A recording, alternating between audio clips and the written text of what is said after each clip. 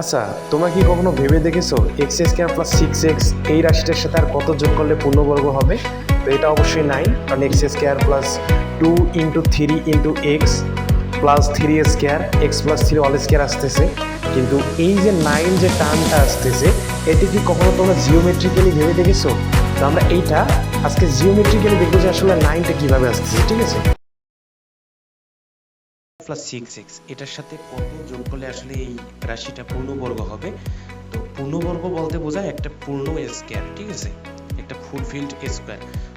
তো এখানে যেমন এই এক্স স্কয়ারটা আছে, এক্স স্কয়ারটাকে আমরা এভাবে স্কয়ার আকারে লিখতে পারি, একটা ধারে এক্স আর একটা ধারে এক্স, এবং প্রত্যেকটা ধার কিন্তু এক্স।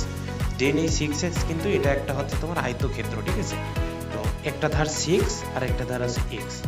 এখন হচ্ছে এই দুইটা যোগ এবং যোগ করে তার সাথে আর কতটুকু যোগ করলে আসলে আমি একটা পূর্ণ স্কয়ার পাবো সেটাই। তো দেখো আমি হচ্ছে এই আয়তক্ষেত্রটাকে মাঝখান দিয়ে 2 ভাগ করছি। এইটা যেহেতু 6 তার মানে এটা 3, এটা 3 হবে, এবং এই সাইডগুলো তোমার x, ঠিক আছে, x। এখন যেটা করব, এই xটা আমি এই যে এই জায়গায় কিন্তু মুভ করছি।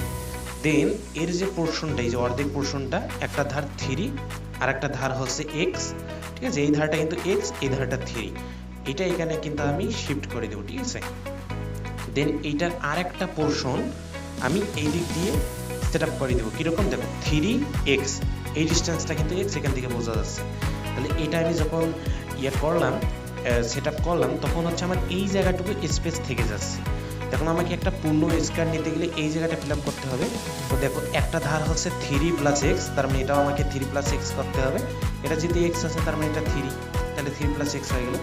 সেমলি এটা হচ্ছে তোমার 3 + x, তার মানে এটাকেও আমার 3 + x করতে হবে। তো এটার সাথে x আর 3 যদি যোগ করি তাহলে এটা তোমার 3 + x হয়ে যাচ্ছে। তো দেখো আলটিমেটলি আমি একটা পূর্ণ স্কয়ার পেলাম। তো এই জায়গাটুকু হচ্ছে আমার 3 3 3 3, মানে এই যে এরিয়াটা আছে এই জায়গায় এরিয়াটা হচ্ছে আমার 9, ঠিক আছে।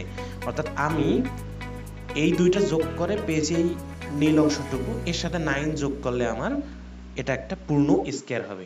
বুঝতে পারছো? গুড লাক, চ্যানেলটা অবশ্যই সাবস্ক্রাইব করবা।